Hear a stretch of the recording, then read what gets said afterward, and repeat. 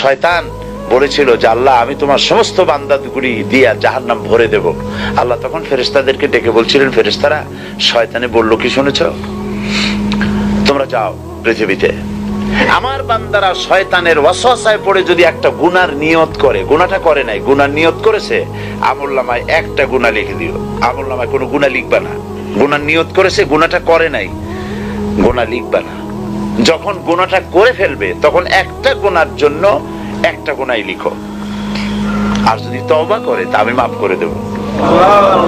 আর যদি আমার বান্দা একটা নেকের নিয়ত করে, একটা নেক কাজের নিয়ত যদি করে, তাহলে কাজটা করে নাই, নেক কাজের নিয়ত করেছে, হজে যাবে নিয়ত করেছে, যায় নাই, যেতে পারে নাই, এখনো দান করবে এখনো করে নাই, নিয়ত করেছে, আমলনামায় একটা নেকি লিখে দিবা।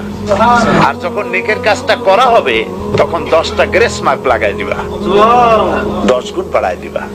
আর আল্লাহ পাক বলেছেন আমি যে আমলে খুশি হব, নিচে হলো 10, উপরে 700 পর্যন্ত বাড়ায় দেব। সুবহানাল্লাহ।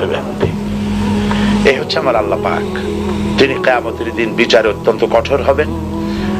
কোন পয়গম্বরের ছেলে, কোন পয়গম্বরের স্ত্রী, কোন পয়গম্বরের বাপ, এটা আল্লাহ দেখার কোনো জরুরত নেই।